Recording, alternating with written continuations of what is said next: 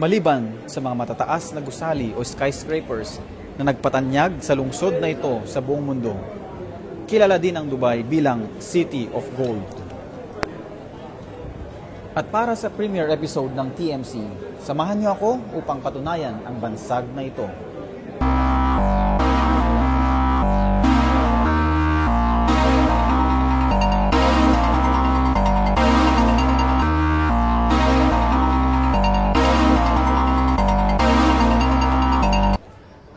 Narito tayo ngayon sa Dubai Gold Souk, kung saan matatagpuan ang mga pinakamalaki at pinakasikat na mga bilihan ng ginto dito sa Dubai.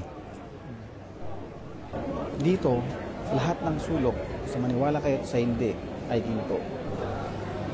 Papasok tayo sa tindahang ito upang makita ang kanilang mga samut-saring paninda. Tara!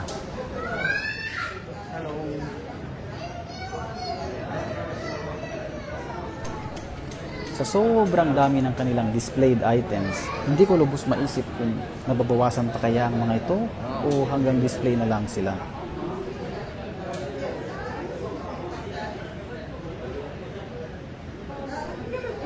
To be honest, wala talaga akong interest sa mga ginto. Pero kung ganito ba naman kadami ang iyong makikita, mapapawaw ka na lang talaga.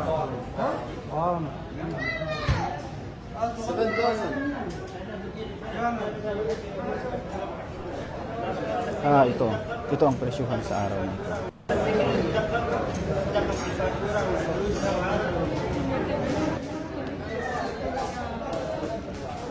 Rings, bracelets,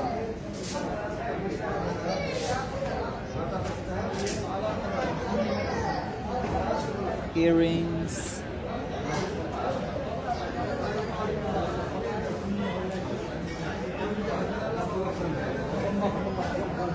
watches, and a lot more.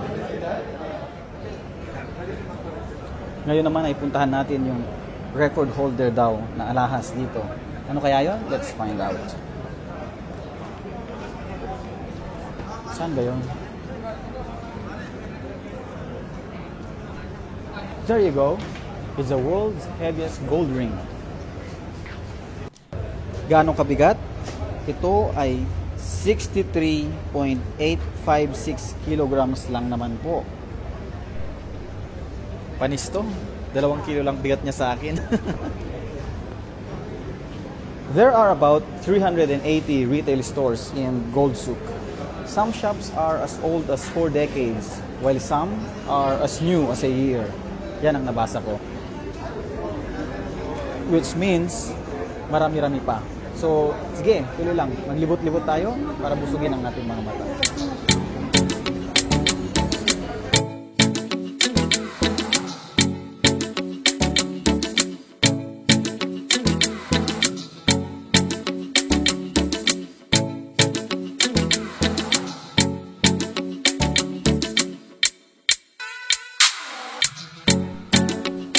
Sandali lang. Gusto ko lang sabihin na I find this really interesting and timely. Okay, tuloy natin.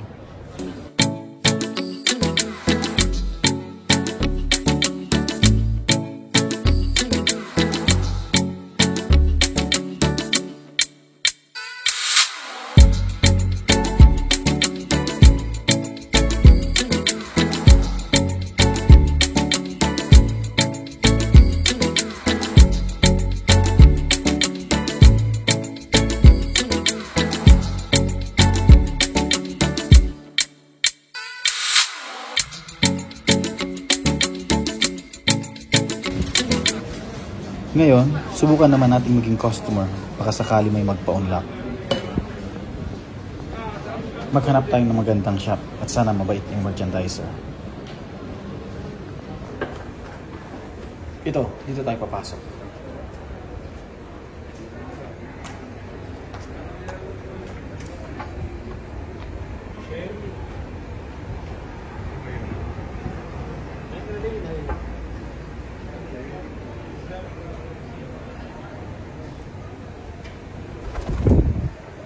Ayan, so ngayon, nandito tayo sa Ocean Jewelry. Yeah, this is Ocean Jewelry. This is in Dubai in the Gold Souk. It's a very famous shop which is now running from almost 40 years. Nosebleed ako kay kuya. Eto, nagpapaliwanag ako. May problema yung joints. Kasi parang lumaki na siya na parang may gouty arthritis. Ayun. Nagtingin ako ng mga rings, wedding rings. And then, hindi rin naman bumili. Anything else would like to see from Ocean Jewelers? Some beautiful sets. I'll show you some beautiful sets. Okay, right.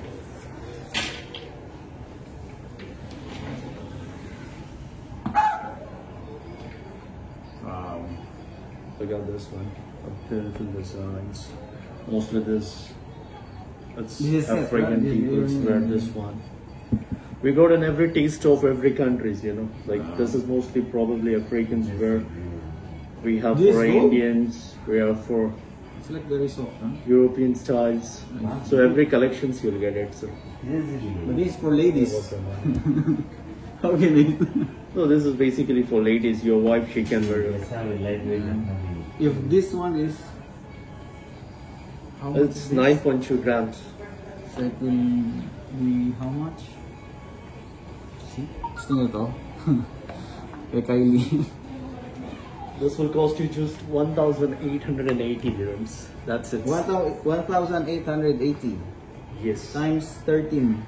13 is what? Like, This Philippines. so Philippines money, good. It's 24,000. It's roughly 25,000. O, sinong gusto Amazing. bumili? This is beautiful designs. You get the Ang roughly around malambot lang, 22,000. malambot para siyang hinabing tela. I'll take the videos of our sets, you know, designs. No problem.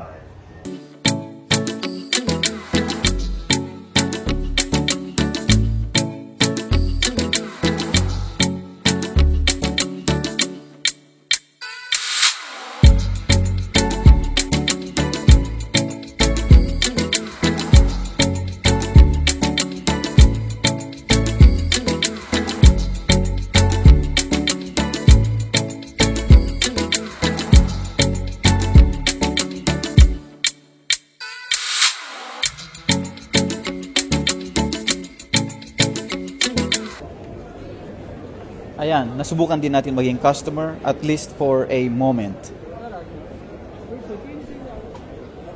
Para naman masulit ang ating pagpunta dito, ituloy-tuloy pa rin natin ang pagtingin-tingin sa mga iba't ibang designs na naririto. Ito, kwintas panlalaki. Parang ang gaganda, no? Kaso masyadong makapal. Yung mga nasa loob, ayan ang mga maganda. Kaso hanggang tingin ka na lang. Ito, mga bangles. Parang kay Wonder Woman to, ah.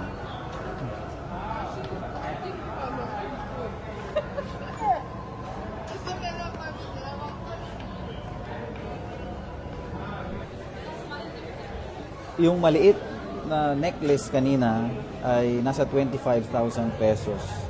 Itong mga makakapal at malalaking ito, nasa hundreds of thousands na malamang. Ito, para sa mga obsessed sa gold, gawing damit na lang. And more designs to behold. Sa mga nakita ko, it's convincing Dubai is a city of gold. Sabi ng katabi ko dito, mag-practice daw ako mag-vlog pag may time. See you in my next vlog. Thank you. Bye.